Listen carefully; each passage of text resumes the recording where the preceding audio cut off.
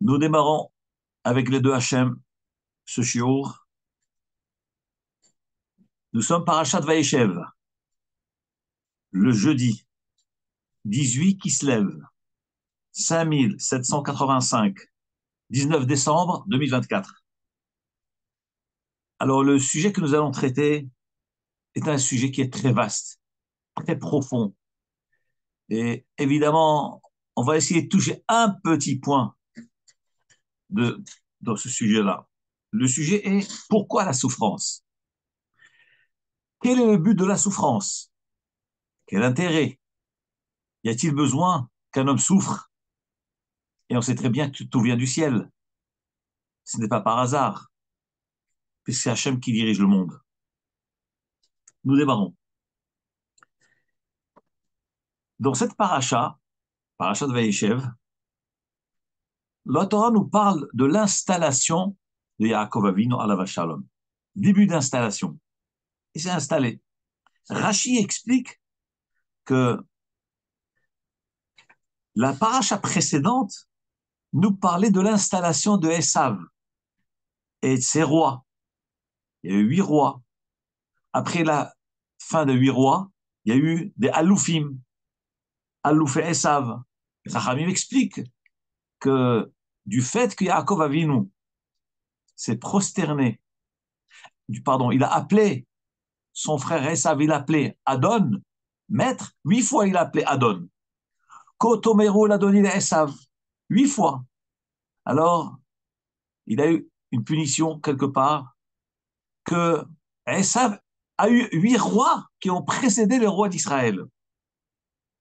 Kotomeru l'a donné, 8 fois il a dit le mot Adoni. Et alors, c'est pour ça que tout de suite après la séparation de Yaakov et de Esav, donc chez Esav, il y a eu 8 rois. Ensuite, il y a eu la mort des rois. Les rois ont cessé chez Esav. Il y a eu des aloufim, des chefs. Alouf Timna, Alouf Yetet, Alouf Alva, etc. Et ensuite, le dernier passouk de la paracha de la semaine dernière, de Vaïshlach, dit voici donc les Aloufé Edom, les chefs de Edom, les Moshvotam, après leur installation, Be'eretz Achuzatam, dans la terre qu'ils ont héritée, Hu Esav Avi Edom, c'est lui Esav, le père de Edom. Donc nous dit Rashi qu'une fois que la Torah a fini de parler de l'installation de Esav et de ses chefs, alors elle nous parle de l'installation de Yaakov. Dans l'installation de Esav et la famille et les descendants de Esav, la Torah a abrégé, mais lorsqu'elle arrive à Yaakov, elle va s'étaler pour expliquer la descendance de Yaakov, etc. Et l'installation de Yaakov. Rashi rapporte, ceci est semblable à le parabole que donne Rashi, un homme qui a perdu une pierre précieuse dans le sable. Alors qu'est-ce qu'il fait? Il a pris un tamis, et il a commencé à tamiser le sable. Il tamise, il tamise, il tamise. Une fois qu'il a retrouvé sa pierre précieuse, donc il jette le sable, et maintenant il s'occupe à nettoyer cette pierre précieuse. Dit le Midrash, comme dit Rashi, eh bien la même chose. Hakadosh Baruch Hu, donc a parlé de Esav. Esav c'est le sable, c'est la terre, c'est pas important. Donc il a tamisé, tamisé, tamisé, donc d'une manière bref. Et ensuite, une fois qu'il a trouvé le diamant qui est Yaakov Avinu, là, il va donc s'investir et il va s'étaler. Ça, c'est ce que nous dit Rachid dans la paracha, au début de cette paracha-là. Ensuite, Rachid donne d'autres exemples encore. Quel rapport Vaïechev avec l'histoire de Yosef? Regardez comment dit le pasouk. Vaïechev Yaakov be'eretz migdol aviv. Yaakov donc s'est installé dans la terre où habitait son père, be'eretz Kenaan, dans la terre de Kenaan. Le Chumash Rav Pninim rapporte un commentaire, je crois que c'est au nom du Rahaim Akadosh. Il dit pourquoi ici la Torah avait-elle besoin de préciser que Yaakov Avinu il s'est installé dans la terre de son père, qui est la terre de Kenaan. Alors, dit le Rahaim Akadosh, le Rav Pninim, il dit qu'en réalité, la Torah vous nous expliquer pourquoi Yaakov Avinu a cherché à s'installer. Alors, la Torah dit le Rav Pninim qu'il a voulu s'installer dans cette terre. D'abord, il a quitté Haran, parce qu'il, n'oublions pas qu'il était revenu de Haran. Il s'est séparé de Esav, et maintenant il va s'installer dans la terre de ses pères, c'est-à-dire, vu l'importance de cette terre, parce que ses pères y ont habité à la fin de leur vie. Et là, Yaakov Avinu va s'installer pour préparer son Olam Haba, s'investir davantage dans Avodat Hashem, alors que jusque-là, il était chez Lavan. Il travaillait chez Lavan. Il a acquis des biens. Donc la Torah nous dit, Yaakov arrive, et maintenant il s'installe. Où est-ce qu'il va s'installer? Maintenant, il va se retirer du monde du travail, se retirer du monde de l'acquisition du bien de Olam Hazé, pour s'adonner davantage à la Avodat Hashem. Et où est le lieu opportun pour cela? C'est Me'eretz Meguri Aviv, la terre où ont habité ses parents, son père, Abraham, Yitzhak, parce qu'eux aussi se sont installés en Eretz Israël, et pas seulement il y a cette opportunité d'adopter le sroud des Avot, le travail des Avot, les traces des pères, mais il y a Eretz Kenaan qui est Eretz Israël, le lieu aussi, donc non seulement l'endroit de ses parents, le mérite de ses parents, et les traces de ses parents, mais en plus, Eretz Kenaan, la terre elle-même, c'est un lieu opportun pour Avodat Hashem, pour s'installer et réfléchir et s'adonner plus à l'Avodat Hashem. C'est pour ça qu'il est dit, il s'est installé dans la terre de son père et la terre de Canaan. Et tout de suite après cela, la Torah nous dit, Ele Toledot Yaakov Yosef. Voici les descendants de Yaakov, Yosef. Vous savez que là, les Farshim s'étonnent. Lorsque quelqu'un, la Torah veut nous raconter la vie de quelqu'un, d'un tzaddik, et qu'elle veut nous parler de ses descendants, ben, elle nous cite les descendants, tous les descendants, ses enfants, ses petits-enfants. Or là, la Torah ne dit pas cela. Elle dit, voici les descendants de Yaakov, Yosef ben Shiva Esreshana. Yosef était âgé de 17 ans. Mais avant de parler âgé de 17 ans, qu'il était berger comme la Torah va nous raconter, mais dis-moi tous les noms. La Torah aurait dû dire, voici les descendants de Yaakov, Réhouven, Shimon, Lévi, Yehuda, Issachar. Elle aurait énuméré tous les noms, et ensuite, elle pourra passer à l'histoire de Yosef, qui était berger chez son père. Or, la Torah ne nous dit pas ça. La Torah nous dit, Elle Toledot Yaakov. Voici les descendants de Yaakov, Yosef. Et elle s'arrête. Elle commence à raconter la vie de Yosef. C'est quelque chose d'étonnant. Par ailleurs, il y a une autre question qui se pose. Quel est le lien de l'installation de Yaakov avec l'histoire de Yosef, avec la naissance de Yosef? Puisque tout de suite après le passage qui dit Vayeshev Yaakov, Yaakov s'est installé en terre de Canaan, et voici la naissance de Yaakov, c'est Yosef. Quel rapport l'installation de Yaakov avec Yosef? Alors là, nous allons donc rentrer au vif du sujet que nous devons traiter, qui est donc la souffrance et les nisyon des tzadikim. Nous dit Rashi au nom du Midrash Rabbah. Pourquoi ces notions sont liées ensemble? L'installation de Yaakov avec Yosef, c'est que Bikesh Yaakov le chef Beshalva. Yaakov a voulu s'installer dans la tranquillité. Kafatz alav brogzo chez Yosef, s'est abattu sur lui l'épreuve de Yosef Hatzadik. Le Rahaim Akadosh dit quelque chose d'extraordinaire. Il dit, mais que veut dire le mot toldot? Alors on parle de naissance, est-ce qu'il va énumérer les enfants ou c'est autre chose? Il dit le Rahaim Akadosh que le mot toldot ici, c'est pas dans le sens de naissance. On peut l'expliquer comme conséquence. Voyez, Shev Yaakov, lorsqu'Yaakov s'est installé, voulait s'installer, voulait un peu de tranquillité, un peu de paix, elle est Toledot Yaakov.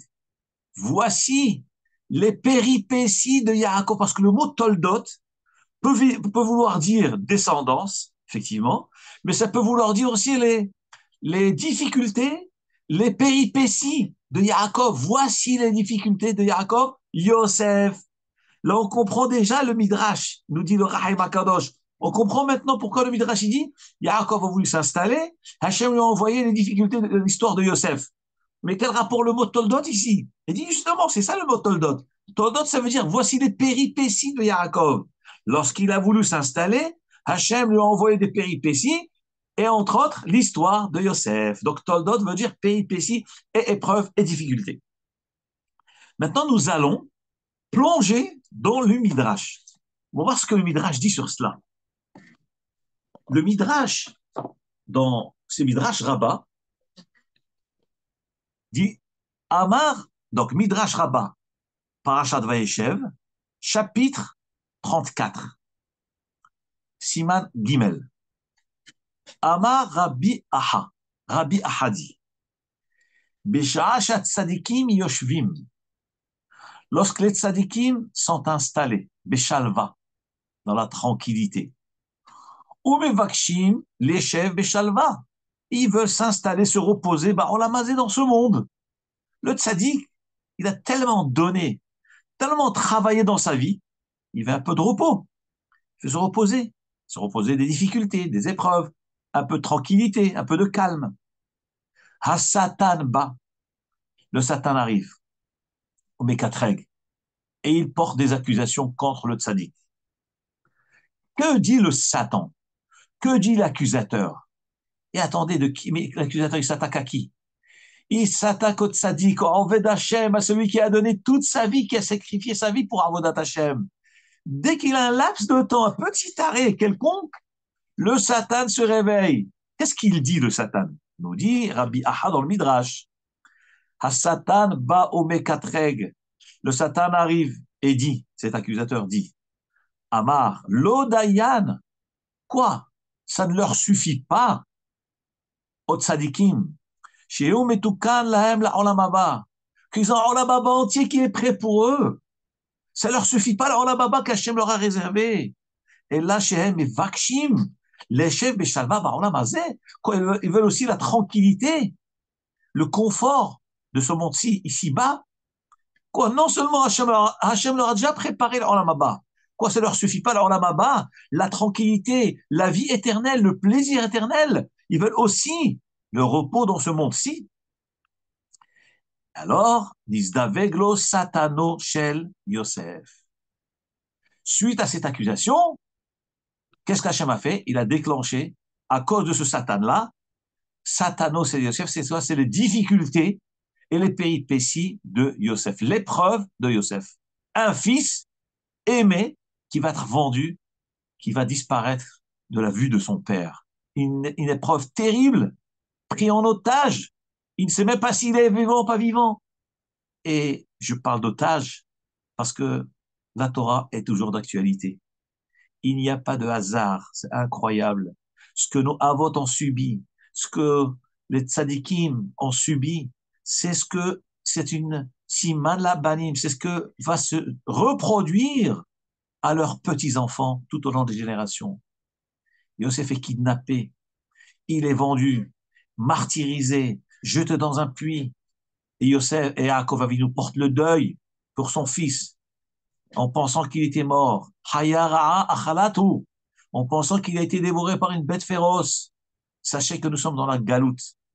Nous sommes entre les griffes, dans les griffes des bêtes féroces, des bêtes sauvages qui n'ont aucune pitié de nous. Aucune pitié de nous.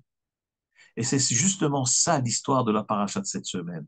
C'est ça l'histoire de l'avant de Yosef. Yosef qui fait en Mitzrayim, en Égypte. On n'est pas loin. C'est dans ces régions-là que ça se passe. Ce n'est pas par hasard. Et Yaakov Avinu, donc, va avoir ce Nisayon terrible qu'on a tué ou kidnapper son fils Yosef.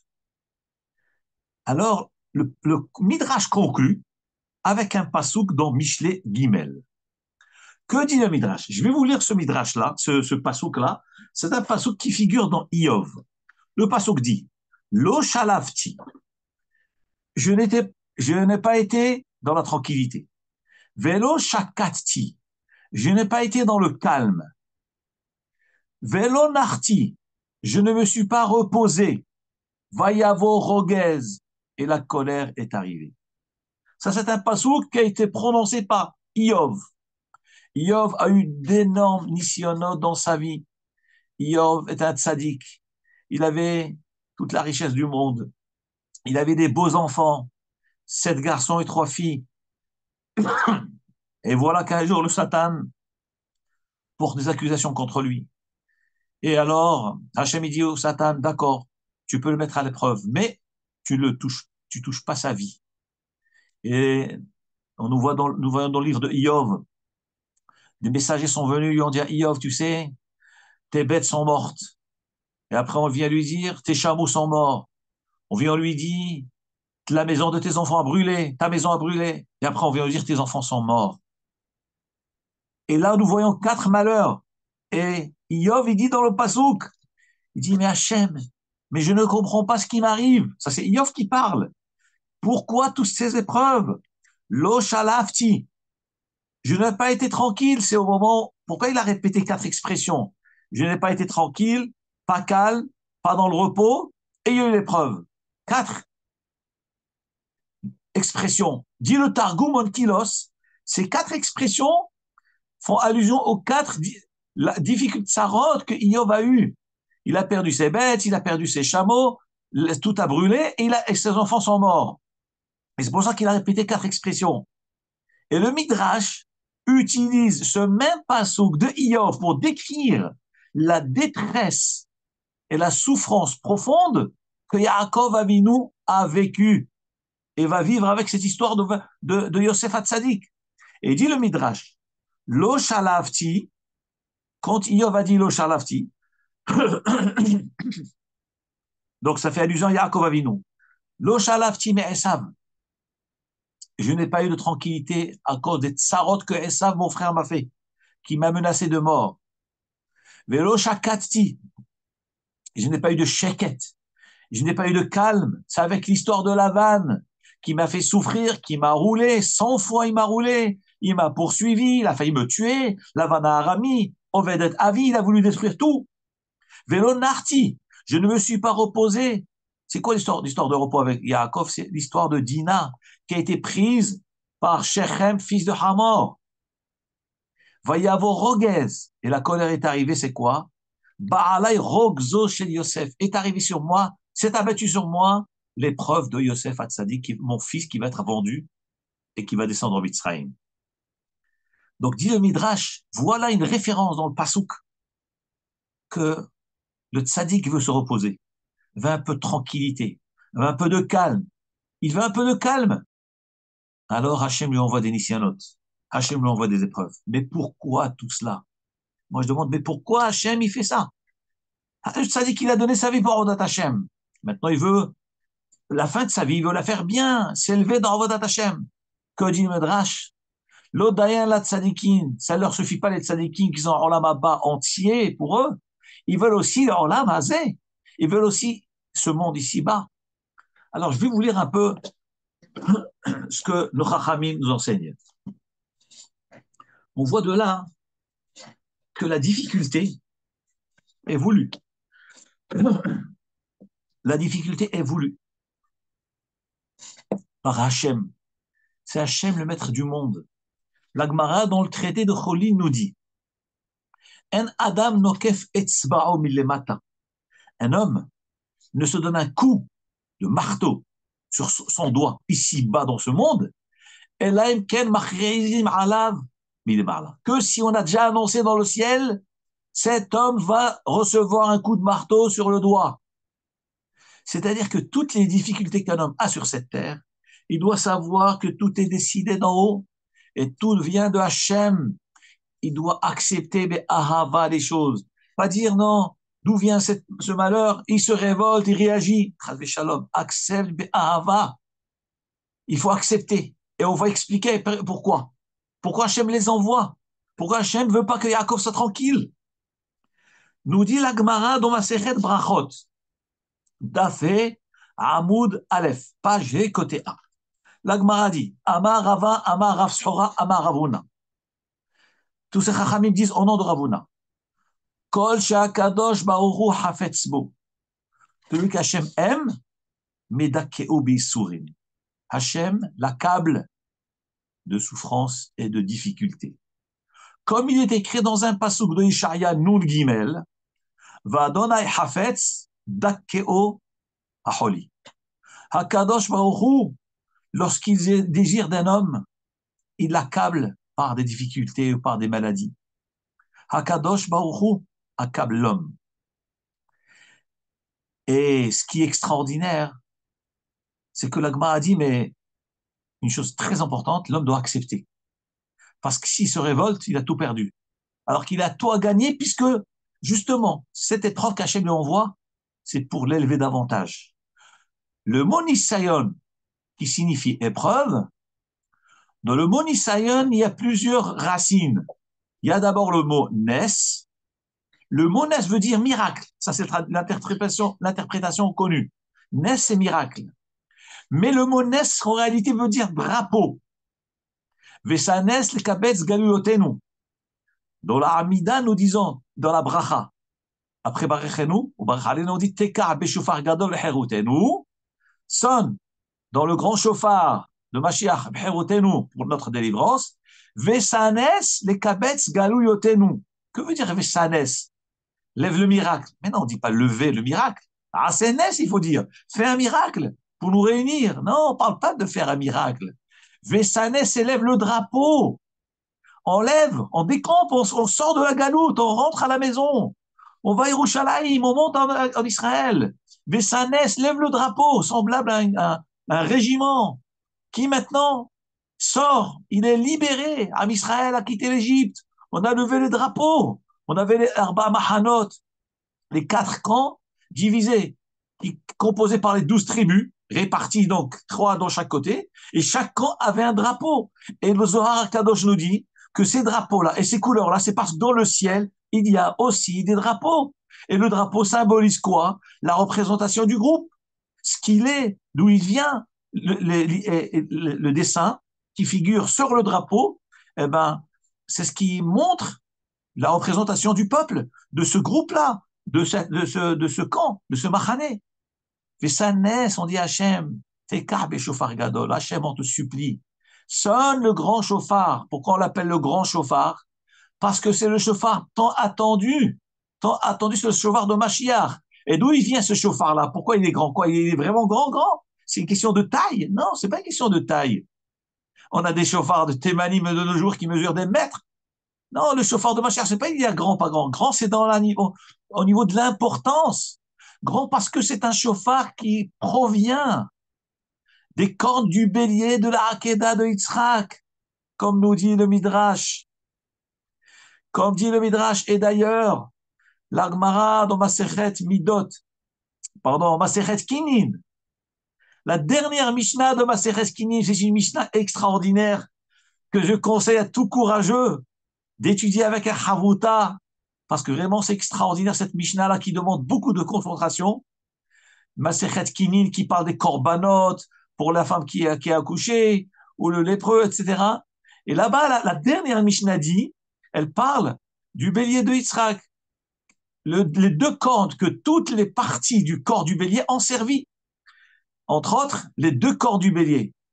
La première corne du bélier de Yitzhak a servi pour le don de la Torah. Au moment du don de la Torah, il y a marqué Moshe Yedaber, Moshe Rabbeinu parlait à Hachem, et Hachem, Ya'anenu bekol, et Hachem répondait en voix.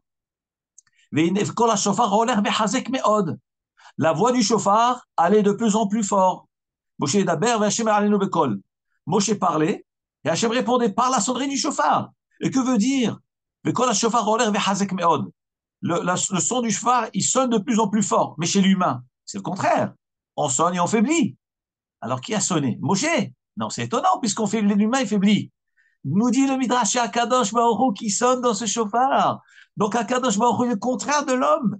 Il va de plus en plus fort. Au début, c'est un peu moins fort, et après, de plus en plus fort. Il n'y a que Hachem qui peut faire ça. Donc, la première corne, c'est la corne qui a servi, donc la corne du bélier de Yitzhak, qui a servi pour le don de la Torah, qui est l'événement historique de la révélation de Hachem à toute l'humanité entière.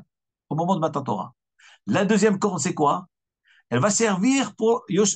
Yonavi va sonner dans ce chauffard-là. Comme dit le Navi, ce jour-là, il va être sonné dans le grand chauffard. Et le Rambam, il parle dans Yemot HaMashiach, dans L'Chot Mishpatim Veshoftim, il dit qu'il y a un Navi va venir, il va sonner le chauffard pour réunir tout l'Arab Israël, il y aura la résurrection des morts. Donc c'est ça, chauffard gadol. C'est ça le fameux chauffard gadol. Et la Gemara dans Masechet Rosh Hashanah, Daf Yud Zayin Amud Bet, elle demande là-bas justement comment se fait-il que nous sonnons deux fois le chauffard. Pourquoi on sonne deux fois le chauffard Rosh Hashanah? La Torah nous a demandé de sonner une seule fois. Pourquoi nous on rajoute deux fois, trois fois? On fait 100 sonneries. Lorsqu'on parle de deux fois, ça veut dire une fois assis, une fois debout. Mais dans la totalité, on émet 100 sons. Mais pourquoi deux positions? Une fois assis, une fois debout. La Torah demande de sonner une fois. Alors, la Gemara répond, c'est les balbel à Satan, pour bouleverser le Satan. Et ce n'est pas par hasard, parce que là aussi on parle d'un Satan, justement. Le Satan qui vient accuser Am Israël et qui vient dire, qu'est-ce que tu donnes aux tzadikim? Combien tu vas leur donner? Mais ça y est, ils ont la maba. Et la même chose, il y a un Satan qui vient aussi le jour de Rosh Hashanah, qui porte des accusations contre nous. Une fois, il a porté contre nos pères, contre Yaakov, contre Abraham, contre Isaac, et maintenant il porte contre nous. Chaque Rosh Hashanah, il vient nous embêter. Et alors, pourquoi on sonne une deuxième fois? Les balbel est à Satan, nous dit l'Agma. C'est pour le bouleverser. Dit Rashi, comment on bouleverse et on perturbe le Satan le jour où il nous embête, il veut nous accuser?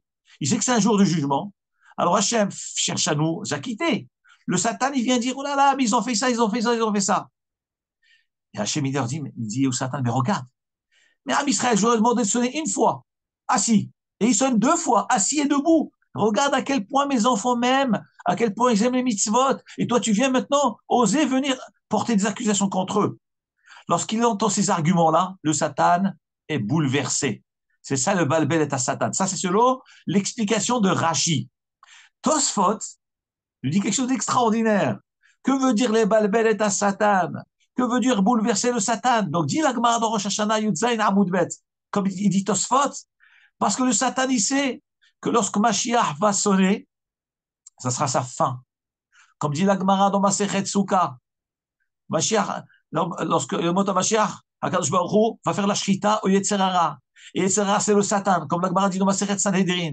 Le Satan, c'est Yetzerara, c'est le Malach HaMavet, c'est tous la même personne. Le mal, il est représenté par cette idée-là, qui s'appelle le Satan. Mais il est tout en lui. Et alors, lorsque Mashiach va venir, il taka b'shofar gadol, on va sonner dans le grand chauffard.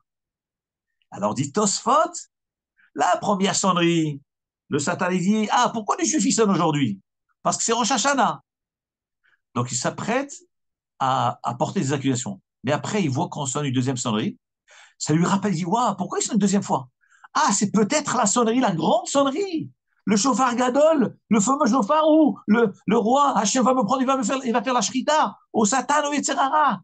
Et là, il est mitbalbel. Les balbel est à Satan, dit la Gemara. Pourquoi nous sonnons une deuxième fois Rosh Hashanah? C'est pour le bouleverser. Comment on le bouleverse? Selon Rashi, on le bouleverse par l'amour des mitzvot. Qu'Hachem, non seulement on fait une mitzvah, mais on refait la même mitzvah deux fois. Alors ça le perturbe, il peut dire, ils sont mauvais tes enfants. Mais non, ils sont tellement bons qu'ils refont deux fois la mitzvah. Selon la vie de Tosfot, c'est autre chose. Ou bien ça s'ajoute. Selon la vie de Tosfot, comment on lui fait peur? C'est parce qu'on lui fait croire que sa mort est arrivée. Son dernier jour est arrivé. Et donc, pourquoi? Parce que ce jour-là, il y a un grand chauffard qui va sonner. Et Maha Adonai Elohim dit Me'al kol panim.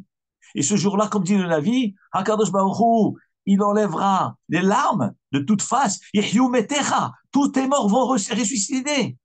C'est-à-dire que ces versets-là que nous disons lorsqu'on console un endeuillé, c'est justement les psukim qui parlent du dernier jour, quand Mashiach va venir, le dernier jour du Satan, du Malach HaMavet. Hachem, le Hanavi va sonner le chauffard.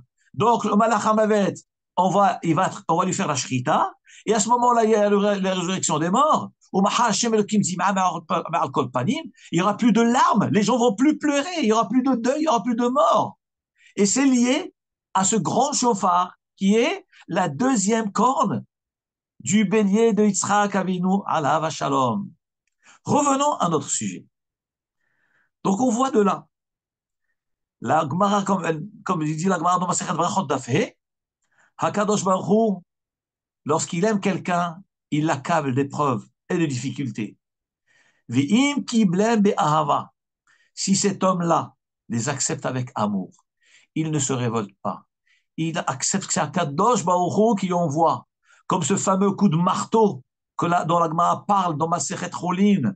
Un homme ne reçoit un coup de marteau sur la main, sur le doigt, que si dans le ciel on a annoncé au préalable, attention, ce bonhomme va recevoir un coup de marteau. Donc tout est déjà annoncé, c'est-à-dire que Hachem est au courant de tout et l'ordre a été donné. Il n'y a pas de hasard. Nous dit la Gemara, celui qui accepte les épreuves, alors, Yihye Mascharo, dit l'Agma, quelle est sa récompense? Ir Ezera. Il verra une grande descendance. Il y a Arich Yamim, il aura une longue vie. Velorot, pas seulement cela. Et là, chez Talmudo, Mitkayem Beyado, tout son étude reste dans ses mains. Il ne perd pas un mot de son du mot de la Torah. Il se renforce dans la Emouna. Pourquoi? Parce qu'il a accepté Be'ahava. D'où la Gemara tire tout cela, toutes ces qualités, toutes ces récompenses-là à celui qui accepte les souffrances Be'ahava par amour et ne se révolte pas. Donc on a dit, Hakadosh Baruch Hu lui donne une grande descendance, Hakadosh Baruch Hu rallonge sa vie et son existence, et Hakadosh Baruch Hu fait en sorte que son étude ne s'oublie pas. On l'apprend du pasuk de Yeshaya Nun Bet. Vehafetz Adonai Beyado Yatzliach. Quand Hachem veut Beyado dans sa main de l'homme, Yatzliach il réussira. C'est-à-dire, Hachem il voit qu'un homme accepte les épreuves qu'Hachem lui envoie. Alors, Hafetz Hachem Beyado. Hachem il veut de lui, Beyado lui envoie, Yatzliach il réussira cet homme-là. Et vous savez que ce pasuk-là, quand on l'analyse à la deuxième vitesse, c'est-à-dire pas seulement à l'individu, au tzaddik Yaakov Avinu, qui lui a eu les épreuves, il a accepté les épreuves. Et Akadosh Baruch Hu, il l'a récompensé. Donc, il a accepté l'épreuve de Lavan, l'épreuve de Esav, toutes les nisyonotes, de Yosef. Eh bien, Ezera, il a une grande descendance après. Les Shiveim Nefesh, tout l'Am Israël est né de Yaakov Avinu. Il y a Arich Yamim, une longue vie. Tout son étude, toute sa Torah, tout son enseignement a continué. Eh bien, Am Israël, c'est exactement la même chose. Am Israël, il est à l'image de notre père, notre patriarche Yaakov. Accepte les épreuves. Des ahava, avec amour. Ne te révolte pas. Ir ezera. Ne t'inquiète pas. Akadosh Baruch Hu te donnera beaucoup d'enfants. Am Israël sera nombreux. Il y a Arich Yamim. Am Israël sera éternel. Et pas seulement cela. Talmudo mitkaem biado. La Torah, elle reste dans nos mains, Am Israël. D'une façon globale, dans les mains du peuple juif. Avec toutes ces épreuves que nous subissons tout au long des générations. Vous voyez bien, la Torah ne fait que se répandre, que se développer. Combien de yeshivot, combien de kolelim, combien de shul. Mais c'est extraordinaire. La Torah se propage. Alors que combien d'autres empires, combien d'autres civilisations ont disparu. La civilisation grecque, romaine, l'Empire ottoman, tout a disparu. Il reste un peuple qui était au début de l'histoire et qui continue jusqu'à la fin des temps, jusqu'à l'éternité, à jamais. Et c'est ce que la Torah a dit.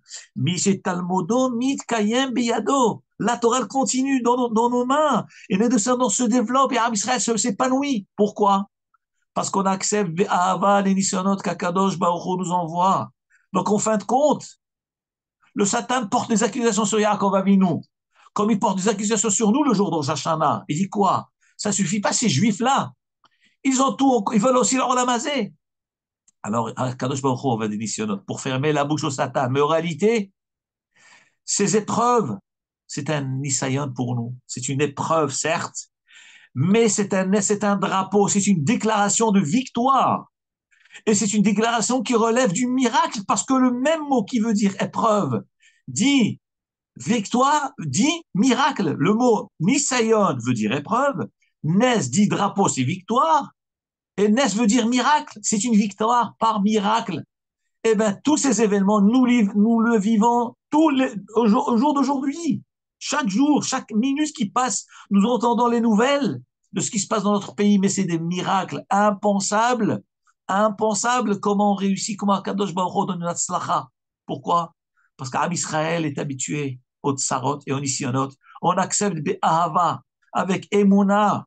Chaque fois qu'il y a un barminan, quand un soldat tombe, et qu'il y a des lévayotes, et que des mamans viennent parler de leurs enfants qu'ils ont perdus dans les champs de bataille, qu'est-ce qu'elles disent de leurs enfants? On a Emouna Bachem Itbarach, mais c'est quelque chose qui fait frémir. Combien de jeunes soldats de 18 ans, 20 ans, 22 ans, vous entendez parler de leurs parents, mais on est bouleversé de leur Emouna. Un des parents qui donnent un enfant dans l'âge, la fleur de leur vie, ils n'ont même pas encore eu le temps de se marier. Et les parents disent, on a Emouna Bachem Itbarach, pour l'amour de la terre d'Israël, pour l'amour de la Torah, pour l'amour de notre peuple. On a Emouna Kurat Shret Ametim, mais c'est terrible quand on entend les vaillotes. Oh, quelle Emouna ça nous donne. Pourquoi? C'est la particularité de notre peuple. Am Israël est Mekabel Be'ahava. Il est Mekabel Be'ahava par amour, tout ce qu'Hachem lui envoie. Tous ces nisyonotes. Et c'est ce qui s'est passé avec Yaakov Avinu. Le Satan, il dit, mais quoi? Bikesh, les chefs Béchalva, il veut peu de tranquillité. Le Satan dit quoi? Ça ne suffit pas ce que tu as comme tranquillité dans l'Olamazba, tu veux aussi Olamazé? Eh bien, Hachem envoie des épreuves. Mais c'est pour le bien du tzaddik. Regardez ce que la Gemara nous dit. La Gemara dans Brachot, Daf He, elle-même dit, il y a une mahloket dans la Gemara. La Gemara dit, mahloket entre Rabbi Yaakov bar Idi et Ravaha bar Hanina. Qu'est-ce qu'on appelle des épreuves par amour? Alors il dit, l'épreuve par amour, c'est une épreuve que l'homme subit où il y a chez un lah bittul Torah, où l'homme n'a pas de bittul Torah. Ça, c'est une preuve que c'est une souffrance qui est be'ahava. Je m'explique. Il y a deux catégories de souffrance et d'épreuves. Il y a ce qu'on appelle Isurin shel ahava. Il y a des épreuves parce qu'Hachem il nous aime, donc il nous les envoie. Il y a Isurin shel kapara, c'est des épreuves de kapara pour expiation de fautes, pour pardonner nos fautes. Alors l'Agma explique, est-ce qu'on a un indice, comment savoir qu'est-ce qu'on appelle shel ahava et shel kapara? Alors l'Agma a dit, premier avis dit que qu'est-ce qu'on appelle Isurin d'amour, où je vois que c'est Hachem qui m'aime. C'est pas parce que je me suis mal conduit, mais parce qu'Hachem il veut me rajouter des mérites. Alors il dit c'est des souffrances où un homme n'a pas habité tout le Torah. Il ne perd pas son temps. Ces souffrances ne lui faut pas perdre le limud Torah. Ça s'appelle l'histoire de Ahava. Comme il est marqué dans le Pasuk, Asher Agever, Asher Tiasenuya, bonheur pour l'homme qui est mis à l'épreuve par Hachem, ou Bitorah Techa Telamedenu. Mais toi, Hachem, tu lui enseignes la Torah. Donc ça veut dire, Hachem, il t'envoie une épreuve. S'il continue à t'enseigner la Torah, c'est-à-dire tu continues à étudier la Torah, alors Ashrei, bonheur. Donc ça s'appelle Be'ahava. Un autre avis de l'Agma pense que non. Qu'est-ce qu'on appelle Issourin shel Ahava, d'amour? C'est chez El Bahem Bitul Tfila. C'est des Issourin, des souffrances où un homme, il perd pas, il rate pas la Tfila. Ça veut dire, parce qu'on investit pour même Béachid. Parce que des fois, on est dans des situations où on est tellement malade, Barminan, qu'on peut même pas faire la Tfila, même pas chez soi. Alors, il a Gemara dit, deuxième avis, qu'est-ce qu'on appelle Issourin shel Ahava? C'est celui qui, il est éprouvé par une maladie ou je ne sais quoi, mais il arrive quand même à faire sa tfila. Ça s'appelle shel Ahava. Donc, c'est une discussion dans la Gemara. La Gemara conclut à la fin. Elle amène un autre avis. Il dit qu'en réalité, l'un ou l'autre, que ce soit shel tfila, shel Ahava, tout s'appelle Ahava. Seulement une chose, il faut savoir que toutes ces épreuves qu'Hachem envoie à l'homme, c'est pour tester l'homme. À quoi cela ressemble? Il dit, ça ressemble à un Eved. La Gemara nous dit qu'il y a une dite dans la Torah qu'un Eved Kenaani, un esclave, si le maître le frappe et lui casse une dent, ou bien il lui crève l'œil, il est obligé de le libérer.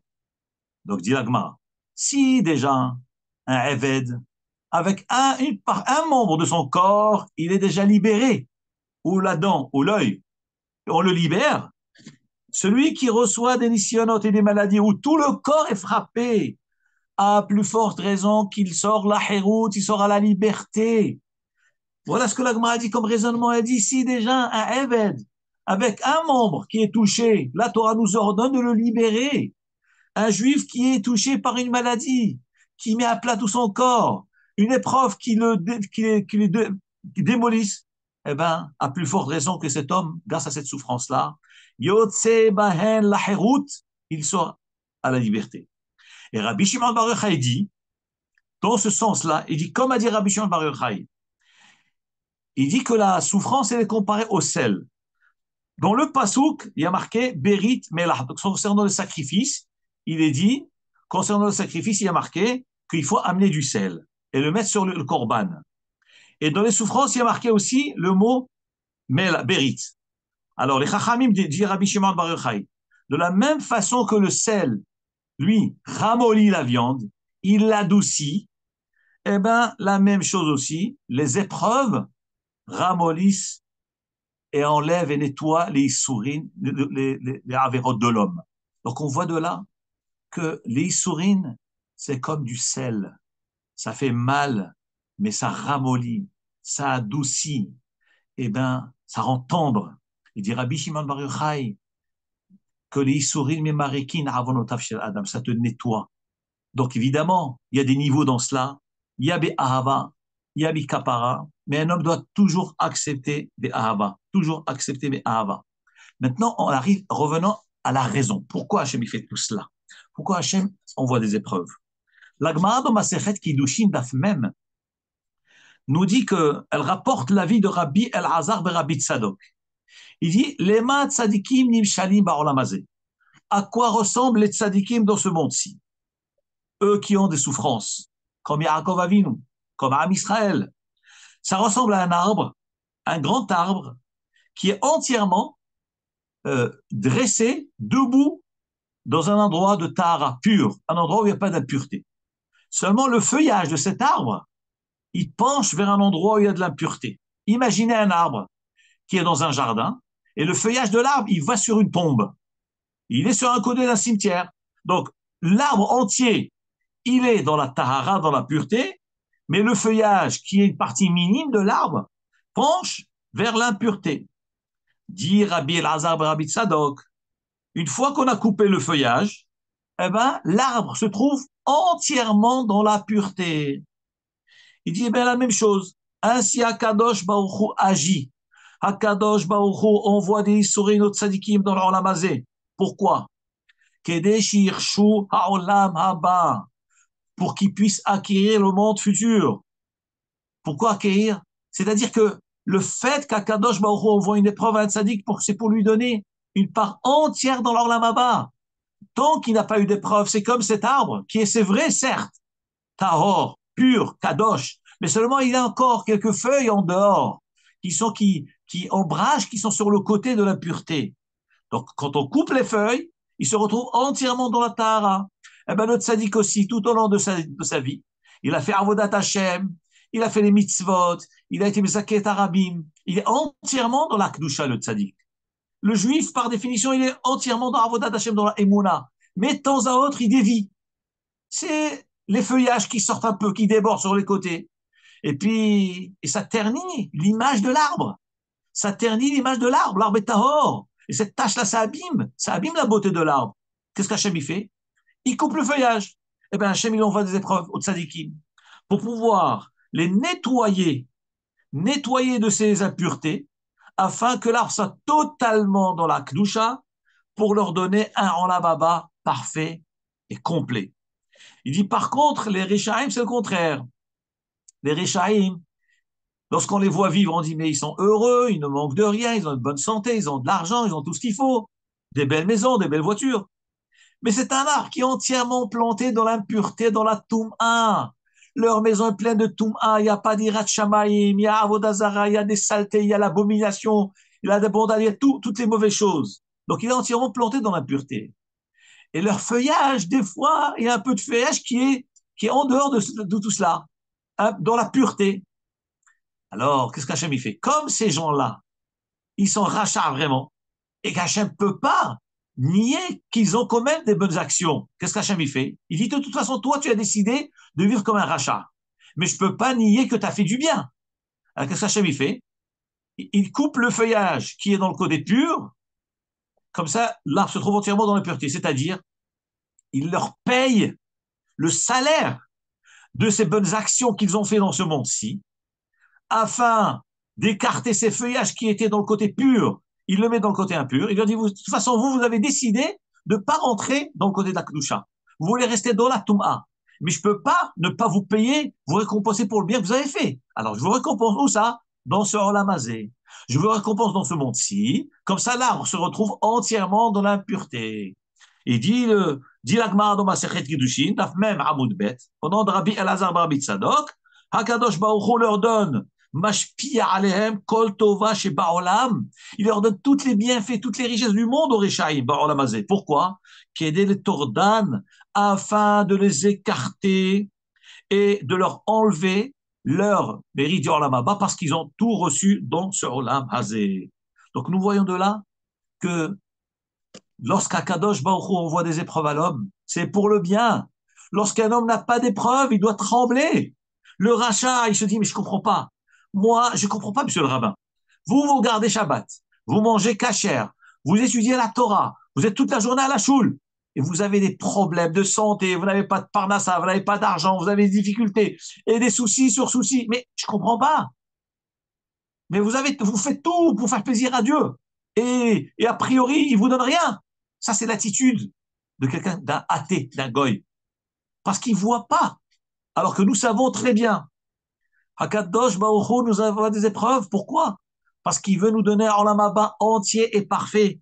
Comme cet arbre-là, qui est entièrement dans la Kedusha. Seulement le feuillage, un petit peu de feuillage est dehors. Alors Hachem, il coupe ce feuillage-là. Hachem, il envoie des difficultés pour nous permettre d'avoir un arbre entier dans l'Olam Haba, dans la Kedusha. Par contre, le rachat, lui, il se dit, mais je ne comprends pas. Moi, je ne garde rien du tout. Toi, le rabbin, toi, le rave, tu gardes tout, tu fais toutes les mitzvot, ça des tsarot, tu n'as pas de quoi vivre. Tu viens chinorer chez nous de l'argent. Nous, on garde ni Shabbat, ni on mange kasher, ni rien du tout. On fait tout ce qu'on a envie. On a de l'argent, on a ce qu'il faut, on ne manque de rien, on s'éclate, on s'amuse. On fait tout ce qu'on veut. On est plus heureux au monde. Nous dit la Gemara, le rachat, il ne sait pas ce qui l'attend. Il ne sait pas ce qu'il attend. Il est en train de manger son Olam Haba. Il est en train de manger tous les quelques feuillages, les quelques feuilles de bien, les quelques mitzvot qu'il a pu faire dans sa vie. Hachem lui donne des milliards sur cette terre. Mais en réalité, c'est pour son mal. Comme dit le Mishla Disharim, il est marqué dans un pasouk, Yesh Osher Shamur le Ba'alav le Ra'ato. Il y a des richesses et des fortunes gardées, réservées. Les Ba'alav pour ses propriétaires, pour son mal à lui. Combien de gens ont perdu leur vie à cause de leur fortune? Combien de gens ont perdu leurs enfants à cause de leur fortune? Le bonhomme est riche, il garde rien, il achète une voiture à son fils, le bonhomme il sort avec, le fils sort, il fait l'accident, il meurt. Qu'est-ce que ça sert? Si tu n'avais pas cet argent, tu n'aurais pas acheté la voiture. Tu n'aurais rien acheté, ton fils serait pas mort. Donc des fois, la richesse qu'un homme a, il doit réfléchir. Peut-être c'est pour notre mal. Donc il faut l'utiliser pour le bien. Je conclue avec une Gemara extraordinaire qui est rapportée dans Masechet Erchin. La Gemara dans Erchin, Daf Tet Zayin Amoud Bet, 16 côté B, nous dit la Gemara Adechan Hitachlit Isurim, jusqu'où va la limite de ce qu'on appelle souffrance. Nous dit la Gemara, Amar Rabbi Elazar dit. Donc la Gemara cherche à analyser qu'est-ce qu'on appelle souffrance. Kol she'argulo beged lilvosh, la Gemara dit, c'est Rabbi Elazar dit que celui à qui on a préparé un habit, confectionné un habit, un costume, ve'eno mitkabel alav, mais il ne lui va pas. Imaginez quelqu'un qui s'apprête à marier son fils, il fait faire un costume chez un tailleur, pas sur mesure, sur mesure, il fait donc avec toutes les mesures, et une fois qu'il l'a fait la veille du mariage, il l'essaye, il ne lui va pas. C'est une souffrance terrible. Il s'appelle souffrance. Alors, Rabbi Zera, il dit, au nom d'Rav Shmuel bar Nachmani, non, il y a moins que ça qui s'appelle souffrance. Quoi, par exemple? On n'a pas besoin d'arriver à ça. Celui que on a voulu lui donner un verre chaud, de thé chaud, de vin chaud, on lui a donné froid. Ou bien froid, on lui a donné chaud. C'est-à-dire que lui, il s'attendait à boire un verre de vin chaud, il le goûte, il est froid. Il a une mauvaise sensation. Alors, cette mauvaise sensation, ça s'appelle déjà une souffrance. La Gemara dit, non, il y a encore moins que ça.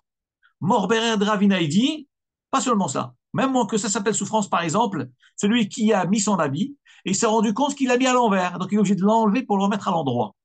Ça s'appelle une souffrance. Vient Rava, il dit au nom de Rav Chisda et au nom de Rav Yitzhak, il y a encore moins que ça.